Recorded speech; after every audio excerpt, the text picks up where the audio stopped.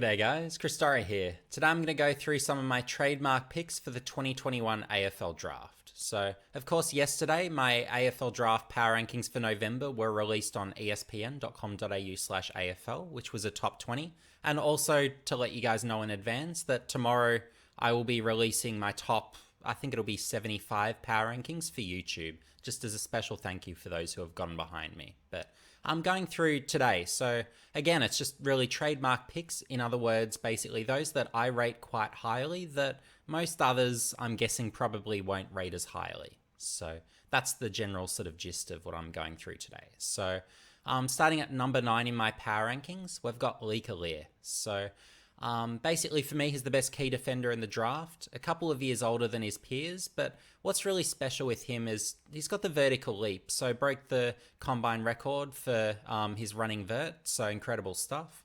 But on top of that as well, he just flies for it and marks it. So really strong mark. He can win his one-on-ones. He can shut down the opposition forward. So he's got all those components, but it's really those intercepting components that really make him special and tell me that he can be something like an Aliir with good development. So very exciting player, developing rapidly. So for me, he ticks all the boxes that I look for in a young key position player. So, and with that, and as a key defender, of course, having those absolutely required sort of intercepting components to him on a high level. So moving on. So number 11, I've got Angus Sheldrick. So, and a bit like a Lee Lear, he'll be someone where, again, I'm expecting he'd be more sort of in that second round mix on draft day. So he won't go this early on draft day, I can't imagine. So, yeah, and with a Sheldrick, what he's got on really an elite level is the contested side to his game. So that contested ball winning, the competitiveness,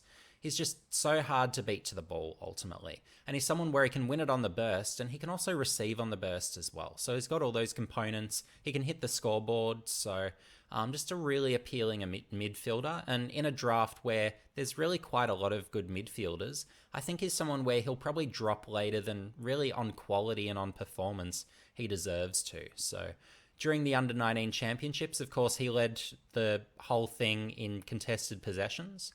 And, of course, famously, he had a one-on-one matchup through the midfield against Jason Horne-Francis, and he was first to the ball in that matchup pretty much every time and really stopped Horne-Francis from really winning it and winning it on the move. So basically, he relegated Horne-Francis to playing as a forward. So really having that level of impact against the top player in this draft and really one of the best players really to come through the draft in recent years, well, we've really got a competitor right here with a Sheldrick. And he's someone where in the Waffle Colts grand final really got beaten up, where he'd be on the ground, he'd get a knee to the guts, really just harsh stuff. And he still really stood up, kept performing, really kept standing up, just really kept competing. So you've got really an A-plus level competitor right here who just really brings it every week. So it's one of those guys where, as with a Horne-Francis, you just really want him on your teams. So yeah, I really love what Sheldrick brings to the table. And of course, during the champs as well,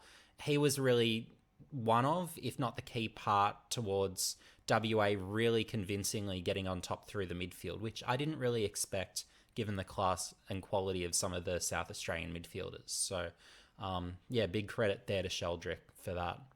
But yeah, moving on. So number 12, Zach Taylor. So for me, one of the more complete midfielders in the draft, and really he's got the speed, the agility, the skills. So he's got a lot of ingredients, but being that shorter mid at 180 centimeters, look, there will be others that will go before him. And with a Taylor, look, he racks it up. He can win his own ball as well. So really just one of those complete midfielders who really should be rated higher than he is. And again, he's probably going second round. He's unlikely to go first round. Maybe if he does, he sneaks in at the back end. But yeah, look, I think for me, he's that closer to 10 picks. I've got him at 12 in my own rankings in terms of where I project he'll really end up in terms of the whole quality of the whole draft, how good he's going to be. So yeah, big fan of Taylor's game and really loved that last month of what he was doing in the NAB League as well.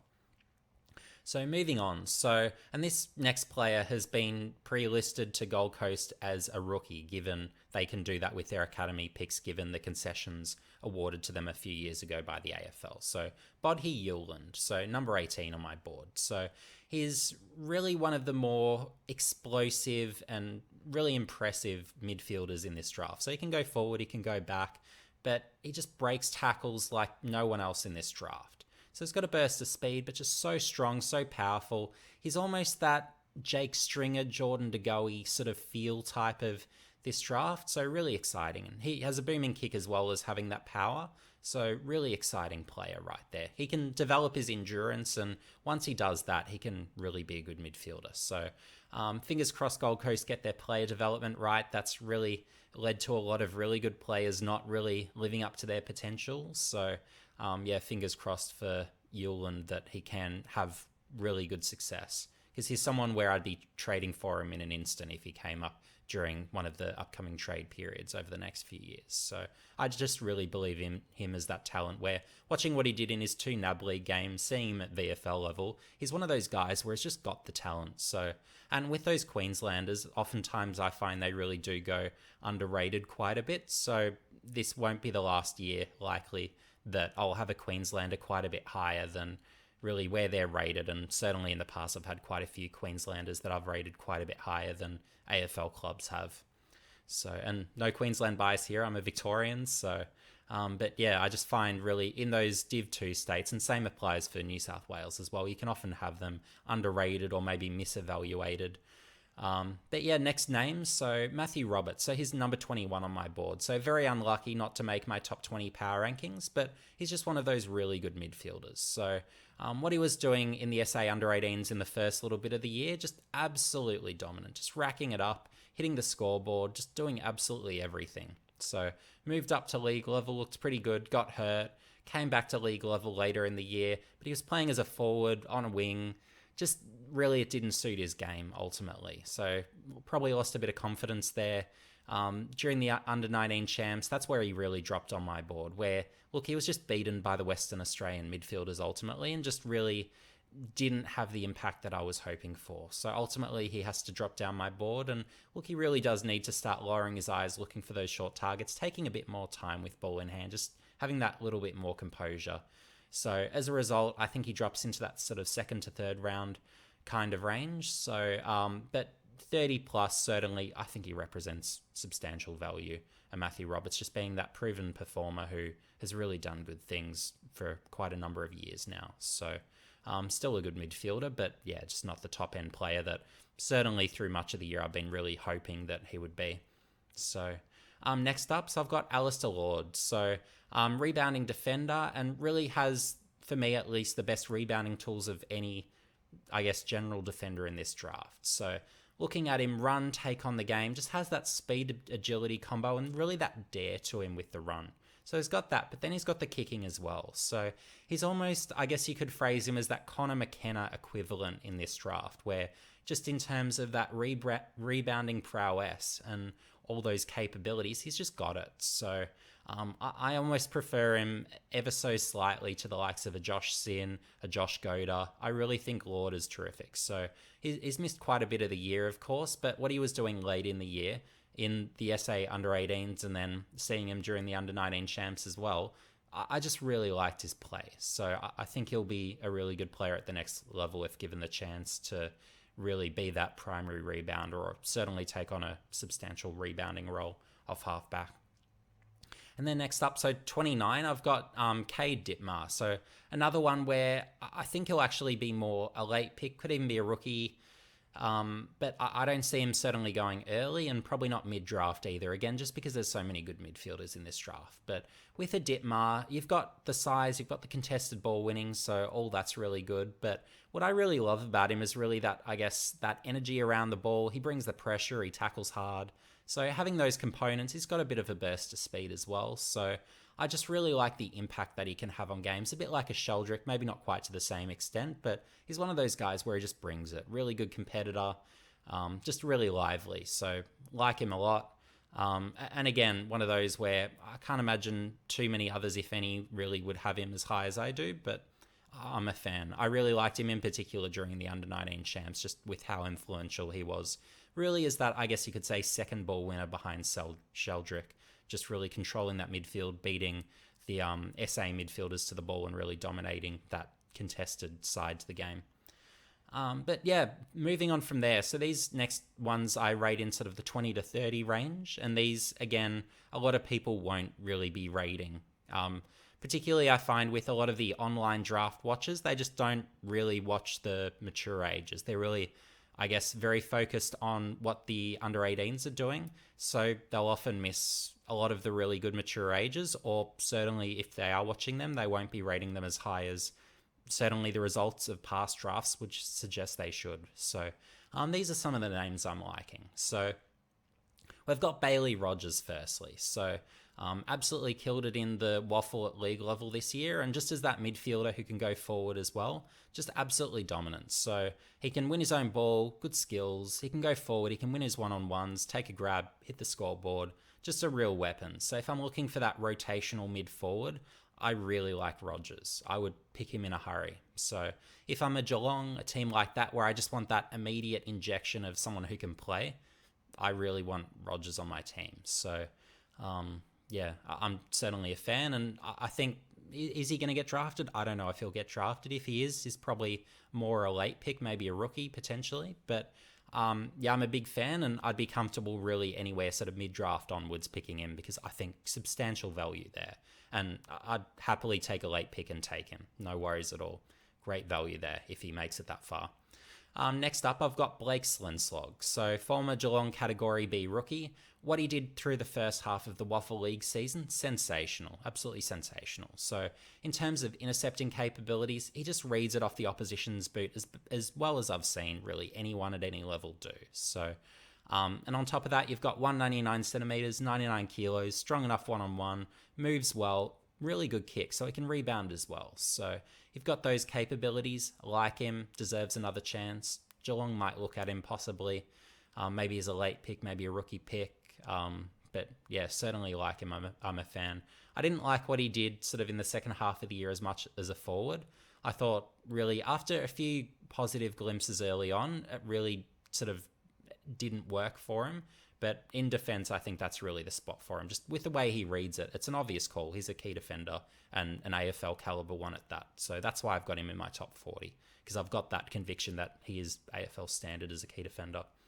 Moving on, Angus Baker. So he's been on the draft radar for a few years now. And what he was doing in the NEAFL a few years back, sensational. He was that 30 disposal a game, elite intercepting type who can also use the ball to a high level. So around that 191, 192 centimeters. So yeah, doing that as that rebounding defender, interceptor, I really like him. And his play translated really well to the VFL as well this year. So no problem at all with that sort of moving that level up. So Essendon considered him during the preseason supplemental period, again, mid-season draft, but overlooked. So, and he's one where I just really hope he gets looked at as a late or rookie pick. I'd very comfortably just keep a rookie position open, take Baker with the thinking that he probably isn't taken given he's been overlooked so often, but I think there's substantial value there. So for me, if he's picked, I think he's a top 40 pick easily in this draft. So I just have that confidence in his game, just seeing how good he has been for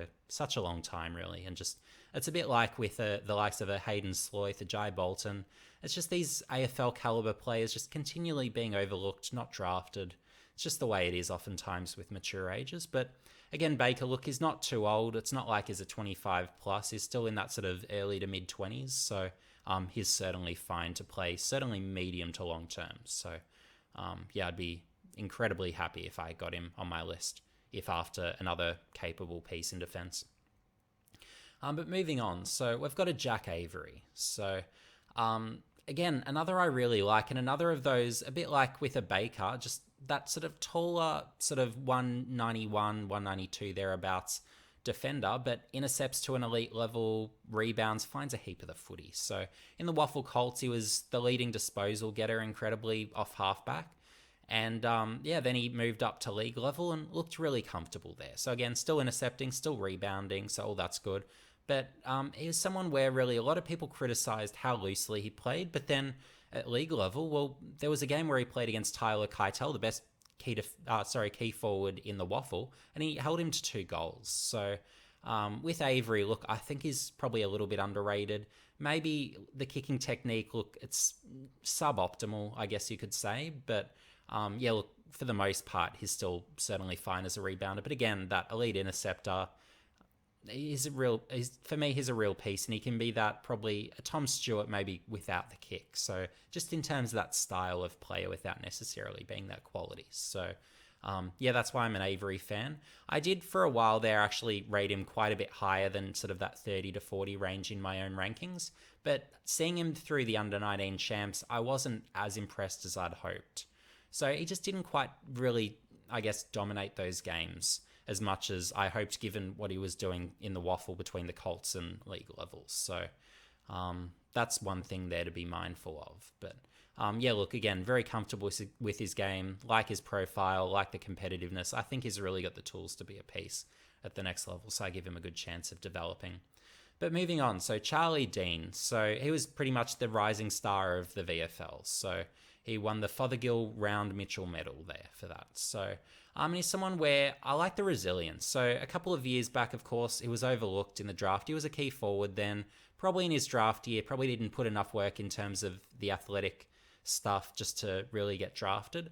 And then, look, last year, obviously, cancelled season, nothing happened. But this year, he's really rejuvenated himself as a key defender and looks really capable back there. So I think that's really the play. And really, he's that pretty immediate key defender who could step in. So maybe a Carlton or someone needing that immediate key defender could possibly look at him in this year's draft. So I think there's a good chance to be picked up probably in that later region of the draft. But again, I see some value, and I think he's a top 40 player in this draft. I think he's got a good chance given how rapidly really he developed as a key defender in the VFL. So yeah, I think he's a potential piece for a club.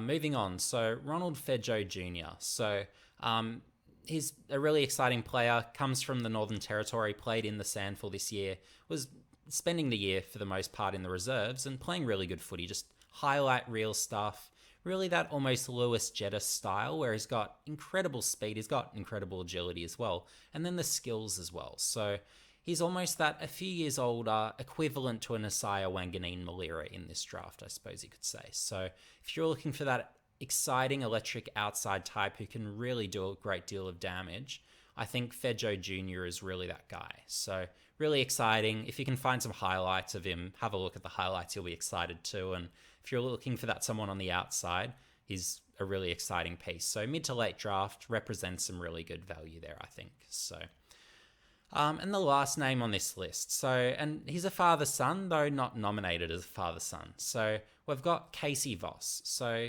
again, a few years older, so he's a 20-year-old. But seeing his progression in the Sandful, he's a really good defender now.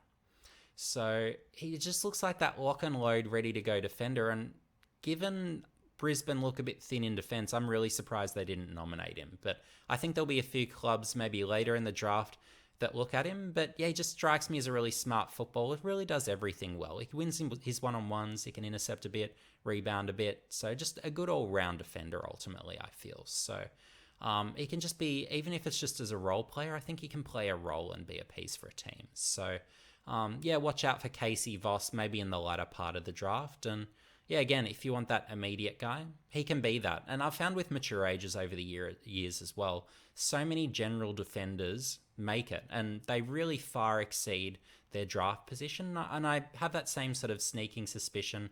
I could say the same with an Angus Baker, but I'll say this as well with Casey Voss. I think there could be real value represented by picking him. So yeah, certainly watch out for that pick right there. If you enjoyed this video and stayed to the end, you're sure to enjoy what my writing on espn.com.au/AFL. So to take you through some of my recent work, so you've got my power rankings here, which is a top 20. We've also got here some of the big questions. I went through 10 key questions around the AFL draft. I've gone through an analysis of the evolution of key position players in the draft. I've gone through Geelong's mature age success and how I believe there's some untapped opportunities. Here I've debated the Horne-Francis v Dacos, who is the real number one. I've completed an early 2-round Phantom draft here, and you've also got more content that I've produced recently. So really, the month of November is the month where I really take over the content on espn.com.au and really get busy producing content. So things to look forward to this week. So on YouTube, of course, tomorrow you've got my top 75 power rankings. So I'll really go through it all in great depth. But then on espn.com.au/AFL, we've got my full Phantom draft. So we'll have every pick, every bid. And also there may be a podcast, have to confirm that one. But there'll also be reviews of both the first round of the draft, and you'll also have the full draft review as well. So, and then after that, when I get a minute, I'll go through some of the top early names for the 2022 draft. So just to give a bit of a teaser into that as well, because I know there's always some interest there. So if you enjoy this video, make sure you give it a like, subscribe, and hit the notification bell for future updates. And of course, in the comment section below, post any and all draft questions you've got for me. So I respond to everyone. And yeah, I just enjoy the engagement. So always feel free, no matter the video, just engage with me and I'll more than happily get back to you. But anyway, see you guys in the next video.